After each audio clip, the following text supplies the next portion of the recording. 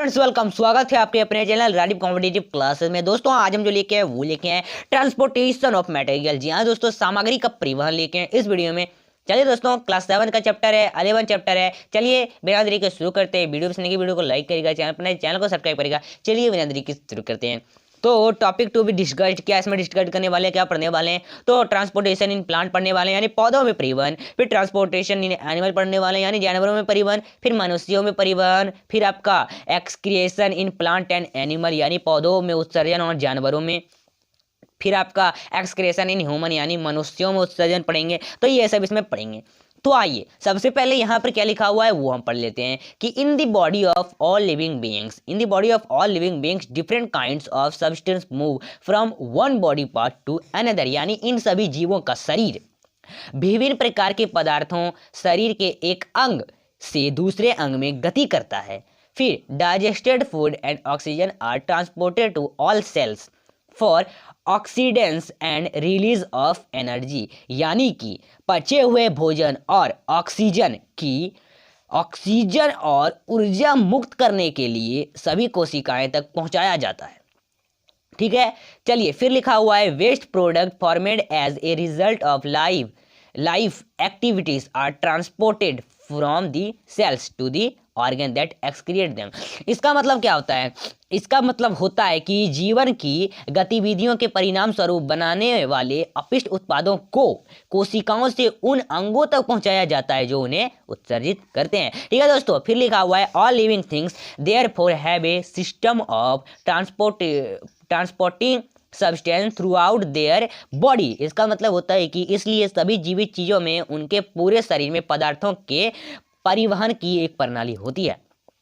फिर क्या लिखा हुआ है in small animal such as protozoa and amoeba diffusion यानी प्रसार of gases takes place through their body surface. इसका मतलब क्या होता है इसका मतलब होता है प्रोटोजोआ और अमीबा जैसे छोटे जानवर में उनके शरीर की सतह के माध्यम से गैसों का प्रसार होता है।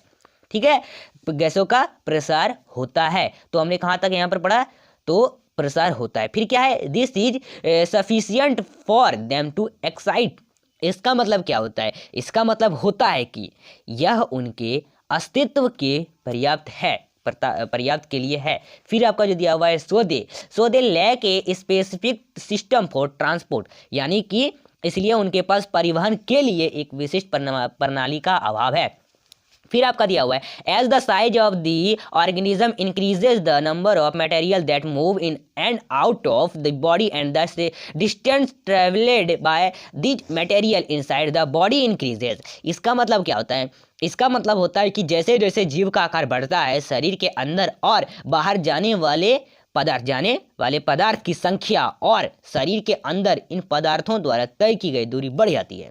ठीक है, फिर आपका hence these animal require a specially system that support these substance inside the body. इसका मतलब होता है कि जानवरों को एक विशेष प्रणाली की आवश्यकता होती है जो इन उप शरीर को सपोर्ट करती है। ठीक है, फिर आपका दिया हुआ है this complex task is perform by the circulatory system. इसका मतलब होता है यह जटिल कार्य द्वारा किया जाता है। ठीक है दोस्तों आइए अब यहाँ पर क्या है? अब है जो हमारा ट्रांसपोर्टेशन इन प्लांट्स यानी पौधों में परिवहन, ये पढ़ने वाले हैं। The transport system in plant is called the vascular system यानी पौधों में परिवहन प्रणाली को संवहनी प्रणाली कहा जाता है। The vascular system is made up of two types of narrow tube called the xylem and the phloem. इसका मतलब क्या होता है कि प्रणाली दो प्रकार की संकीर्ण नलियां से बनी होती है जिन्हें हम जाइलम और फ्लोएम कहा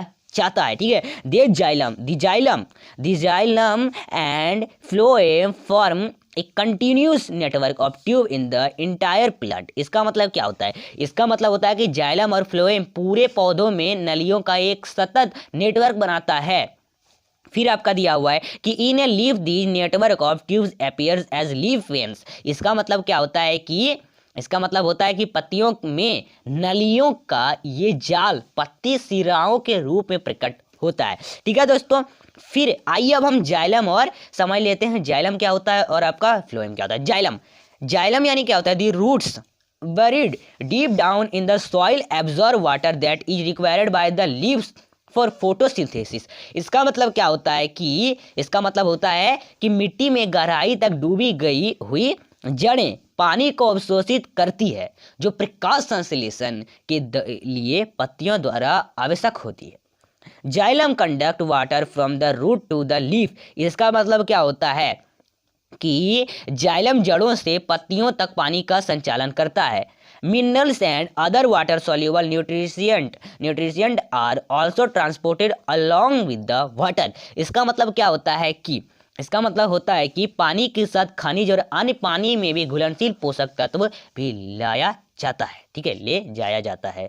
फिर आप आइए ये समझ लिया। अब हम फ्लोएम की ओर बढ़ते हैं। तो फ्लोएम क्या होता है कि during photosynthesis leaves prepare food required by all parts of the plants. इसका मतलब क्या होता है कि प्रकाश संश्लेषण के दौरान पत्ते पौधों के सभी भागों के लिए आवश्यक भोजन तैयार करते हैं। ठीक है, अब यहाँ पर दिया हुआ है phloem transport food the leaves to the other parts of the plant. इसका मतलब होता है कि इसका मतलब क्या होता है कि फ्लोएम भोजन को पत्तियों से पौधों के अन्य भागों तक पहुंचाता है। तो जैसे आपको दिखाई दे रहा है ये एक पेड़ है ना, तो हम जो CO2 छोड़ते हैं, कार्बन डाइऑक्साइड छोड़ते हैं, वो लेता है। फिर यहाँ से सूर्य का प्रकाश आ रहा है, यहाँ शुगर बन रहा है। ठीक है, और फिर ये क्या करता है O2 छोड़ता है, यानी ऑक्सीजन छोड़ता है। तो फोटोसिंथेसिस को आप जानते हैं ये वास्कुलर सिस्टम है। नीचे मिनरल्स होता है, खनिज होता है, पानी होते हैं, और यहाँ पर H2O। ठीक है, ये होते हैं। चलिए अब ये समझ गया। अब इसके पीछे पढ़ते हैं, इसके बाद क्या है। अब हम पढ़ने वाले हैं वो आपका transportation of water and minerals, यानी पानी और खनिजों का परिवहन। तो आइए, तो यहाँ पर क्या लिखा हुआ है कि thin root hair present in root of plants help them absorb water and minerals. इसका मतलब होता है कि पौधों की जड़ों में मौजूद पतले जड़ वाले बाल उन्हें पानी और खनिज को अवशोषित करने में मदद करते हैं। Their hair increase the surface area of this root so that more water and minerals can be absorbed. इसका मतलब क्या होता है कि इसका मतलब होता है कि बाल जड़ों के सतह क्षेत्र को बढ़ाते हैं ताकि अधिक पानी और खनिज के साथ पानी को भी अवशोषित करती है। यहाँ पर देखिए क्या लिखा हुआ है कि root absorb water with dissolve mineral from the soil through the process of osmosis. यानी कि इसका मतलब क्या होता है, इसका मतलब होता है कि बाल जड़ों के सतह क्षेत्र को बढ़ाते हैं ताकि अधिक पानी और खनिज के साथ पानी को अवशोषित करती है। अब देखिए क्या लिखा हुआ है कि osmosis is defined as the movement of water molecules from an area of higher concentration to an area of lower concentration across a semi permeable membrane. इसका मतलब होता है कि ऑस्मोसिस को उच्च सांद्रता वाले क्षेत्र से कम सांद्रता वाले झिल्ली के क्षेत्र में पानी के अणुओं के रूप में परिभाषित एक अर्ध सेमी परमेबल यानी होता है अर्ध प्रागमय के पार किया जाता है। ठीक है, अब क्या लिखा हुआ है, अब लिखा हुआ है similarly water is absorb from the soil by plant root through osmosis. तो क्या दिया हुआ है कि इस तरह के प्रसारण के माध्यम से पौधों की जड़ों द्वारा मिट्टी से पानी अवशोषित किया जाता है। फिर आपका लिखा हुआ है from the roots water enters the xylem tissue which is the main tissue of transporting water. इसका मतलब होता है कि जड़ों से पानी जाइलम ऊतक में प्रवेश करता है जो पानी के परिवहन का मुख्य ऊतक है। ठीक है दोस्तों, फिर क्या लिखा हुआ है xylem tissue of roots stems branches and leaves make a continuous channel. इसका मतलब क्या होता है कि इसका मतलब होता है कि जड़ों तनों शाखाओं और पत्तियों के जाइलम ऊतक एक सतत चैनल बनाते हैं। फिर therefore water enters from root and travel to these parts of plants. इसका मतलब होता है कि इसलिए पानी जड़ों से प्रवेश करता है और पौधों के इन भागों में चला जाता है। ठीक है, चलिए अब क्या पढ़ना है इसमें कि ट्रांसपिरेशन यानी वाष्पोत्सर्जन। तो वाष्पोत्सर्जन यानी क्या होता है कि the process of loss of water in the form of water vapour through the aerial parts of plant is called transpiration.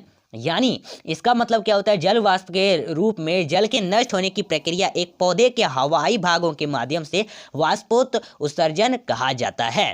ठीक है, फिर आपका transpiration creates a pupils for the pulls water और पुलिंग फोर्स। यहाँ पर लिखा हुआ है pulling force the pulls water और mineral solution up in the plants. इसका मतलब क्या होता है कि इसका मतलब होता है कि यहाँ पर लिखा हुआ है कि वाष्पोत्सर्जन, जी हाँ दोस्तों, वाष्पोत्सर्जन एक खींचने वाला बल बनाता है जो पौधों में पानी या खनिज घोल को ऊपर खींचता है।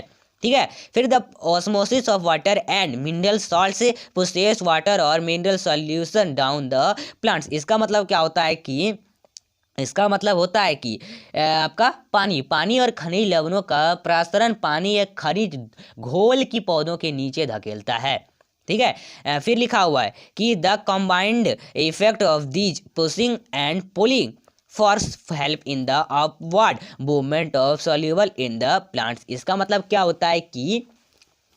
होता है इन धक्के देने और खींचने वाली शक्तियों को संयुक्त प्रभाव पौधों में विलय की उग्र गति में मदद करता है। फिर क्या दिया हुआ है, अब यहाँ पर दिया हुआ है this upward movement of sap containing water and mineral through the xylem is called ascent of sap. इसका मतलब क्या होता है सेप, तो इसका मतलब क्या होता है, इसका मतलब होता है कि जाइलम के माध्यम से पानी और खनिज से युक्त रस की इस ऊपर की ओर गति को रस का आरोहण कहा जाता है।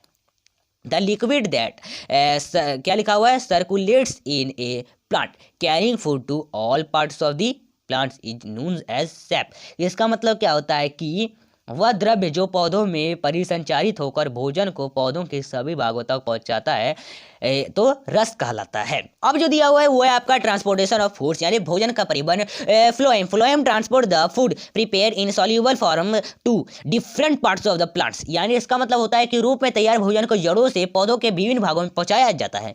ठीक है, पहुंचाता है। This process is called translocation. तो यह प्रोसेस जो है वो क्या कहलाता है, वो कहलाता है, इस प्रक्रिया को स्थानांतर कहा जाता है, स्थानांतर कहा जाता है, ट्रांसलोकेशन। फिर आपका दिया हुआ है the cells of phloem make transport of food possible. इसका मतलब क्या होता है कि फ्लोएम की कोशिका भोजन के परिवहन को संभव बनाती है।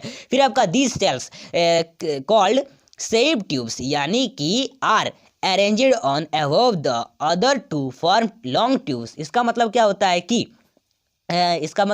कि इन कोशिकाओं जिन्हें चलनी ट्यूब कहा जाता है लंबी ट्यूब बनाने के लिए एक के ऊपर एक व्यवस्थित होती है। ठीक है दोस्तों। फिर आपका लिया हुआ है कि the tubes carry food up and down throughout the plant body. इसका मतलब होता है कि ये नलियां पूरे पौधे के शरीर में भोजन को ऊपर और नीचे ले जाते हैं। ठीक है, चलिए अब जो है यहाँ पर वो है कि ट्रांसपोर्टेशन इन एनिमल्स, यानी कि जानवरों में परिवहन। तो you already knows that unicellular organism lack any basic transportation system. इसका मतलब होता है कि आप जानते हैं कि एक कोशिकीय जीवों में किसी विशिष्ट परिवहन प्रणाली का अभाव होता है। आइए अब क्या दिया हुआ है कि unicellular organism like amoeba, paramecium and protozoa depend entirely on diffusion for the exchange of material with their environment. इसका मतलब होता है कि अमीबा, पैरामीशियम और प्रोटोजोआ जैसे एक कोशिकीय जीव अपने पर्यावरण के साथ सामग्री के आदान प्रदान के लिए पूरी तरह से प्रसार पर निर्भर करते हैं, यानी डिफ्यूजन पर निर्भर करते हैं। फिर आपका दिया हुआ है large multicellular organism have circulatory system detected to the transport of material inside the body. इसका मतलब होता है कि बड़े बहुकोशिकीय जीवों में शरीर के अंदर पदार्थों के परिवहन के लिए संपर्क संचार प्रणाली होती है। फिर आपका जो दिया हुआ है वो दिया हुआ है ट्रांसपोर्टेशन इन ह्यूमन, यानी कि मानव में परिवहन। चलिए तो हम मानव में परिवहन पढ़ते हैं। तो human body has a complex circulatory system which consist of blood vessels and heart, यानी कि मानव शरीर में एक जटिल संचार प्रणाली होती है जिसे रक्त वाहिका और हृदय होता है। ब्लड क्या है, खून क्या है, तो blood is a highly specialised medium of transport consist of blood cells suspended in a fluid medium called plasma। इसका मतलब होता है कि रक्त वाहिका का एक अति विशिष्ट माध्यम है जिसमें प्लाज्मा नामक द्रव्य माध्यम में निलंबित रक्त कोशिका होती है। चलिए, blood makes up about 7% of the human body weight and an average adult has a blood volume of about 5 litre.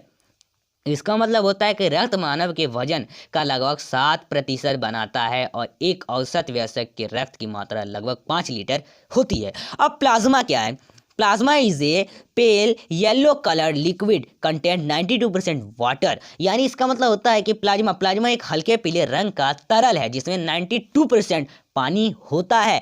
The remaining 8% liquid is mostly protein and small amount of other dissolve materials, इसका शेष 8% जो है वो तरल, ज़्यादातर protein और अन्य भाग सामग्री की थोड़ी मात्रा है। ठीक है, फिर आपका दिया हुआ है कि plasma carries carbon dioxide, protein, glucose, urea, minerals and harmonious, यानी इसका मतलब होता है कि प्लाज्मा में carbon dioxide, protein, glucose, urea, खनिज और हार्मोन होते हैं। अब दोस्तों इसमें ब्लड सेल की बात कर लो, यानी कोशिका की बात कर लो, खून कोशिका की, तो there are 3 types of blood cell, यानी 3 तरह के रक्त कोशिकाएं होती है। तो वो 3 तरह के कौन कौन से हैं, आइए। सबसे पहला जो है वो है रेड ब्लड सेल्स, यानी RBCS दिया हुआ है, रेड ब्लड सेल। तो यहाँ पर एस भी दिया हुआ है, RBCS, इसको एस भी कर सकते हैं, एस भी चाहे तो बोल सकते हैं। तो यहाँ पर क्या दिया हुआ है, RBCS। तो RBCS contain haemoglobin which combines with oxygen and helps in transportation of oxygen, यानी कि इसका मतलब क्या होता है कि आरबीसी में हीमोग्लोबिन होता है जो ऑक्सीजन के साथ मिलकर ऑक्सीजन के परिवहन में मदद करता है। ठीक है, तो haemoglobin is a red coloured pigment which gives blood it's red colour, इसका मतलब होता है कि हीमोग्लोबिन एक लाल रंग को वर्णक है जो रक्त का उसका लाल रंग देता है। समझ में आया, लाल रंग देता है हीमोग्लोबिन रक्त को।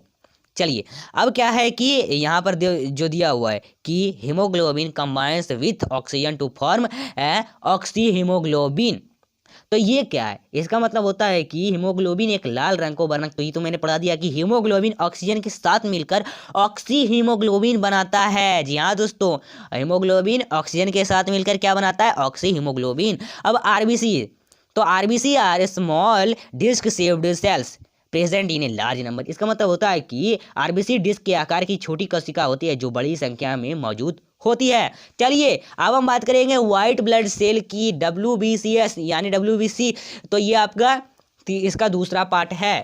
तो अब हम बात करने वाले हैं व्हाइट ब्लड सेल WBC, तो ये क्या है, WBCS क्या है, तो आइए। The main function of white blood cell is to protect our body against infection by destroying foreign bodies like bacteria, यानी कि यह मुख्य श्वेत रक्त कोशिका का बैक्टीरिया जैसे विदेशी निकायों को नष्ट करके हमारे शरीर को संक्रमण से बचाना है।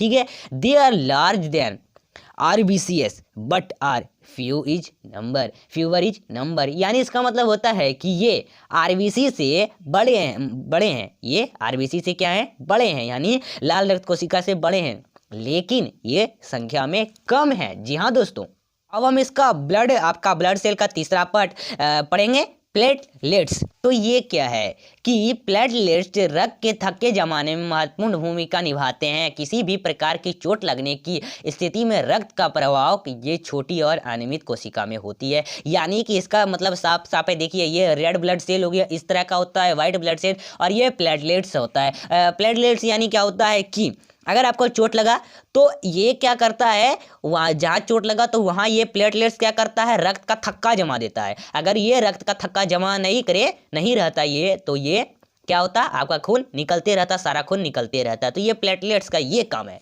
चलिए अब हम बात करेंगे फंक्शन ऑफ ब्लड। तो blood is the main transportation medium in our body, यानी कि रक्त हमारे शरीर में परिवहन का मुख्य माध्यम है। तो let's knows that kind of material in transport, यानी कि आइए हम क्या करते हैं, अध्ययन करते हैं, हम इसमें पढ़ते हैं कि आपका सामग्री का परिवहन कैसे करता है। ठीक है, तो यह किस तरीके से सामग्री का परिवहन करता है। चलिए, तो blood carries oxygen from the lungs to the rest of the body and delivers carbon dioxide back to lungs which is the then exhalant, यानी कि रक्त फेफड़ों में ऑक्सीजन को शरीर के बाकी हिस्सों में ले जाता है और कार्बन डाइऑक्साइड को वापस फेफड़ों में पहुंचाता है, जिसके बाद में बाहर निकाल दिया जाता है। फिर दूसरा पॉइंट क्या है, nutrition obtained from digestion of food such as glucose, amino acid and fatty acid are supply to the various part of the body by the blood, यानी भोजन के पाचन से प्राप्त पोषक तत्व जैसे ग्लूकोज, अमीनो एसिड और फैटी एसिड रक्त द्वारा शरीर के विभिन्न भागों में आपूर्ति की जाती है। अब तीसरा पॉइंट है कि removal of waste like urea from the body takes place through the body, इसका मतलब होता है कि यूरिया जैसे अपशिष्ट को शरीर से रक्त के द्वारा बाहर निकाल दिया जाता है। ठीक है, अब आपका क्या है, component of the blood help fight infection and disease, यानी कि रक्त के घटक संक्रमण और बीमारियों से लड़ने में मदद करते हैं। Blood is also the carriers of medicine, यानी कि रक्त औषधियों का वाहक भी है। चलिए अब जो इसमें हम पढ़ने वाले हैं वो है ब्लड वेसल्स, यानी कि रक्तवाहिका। रक्तवाहिकाएं क्या होता है, तो blood circulates in our body through a network of blood cells, यानी कि रक्त हमारे शरीर में रक्तवाहिका के एक नेटवर्क के माध्यम से घूमता है। They are 3 kinds of blood vessels, यानी ये 3 प्रकार के ब्लड वेसल्स होते हैं, वाहिका होती है।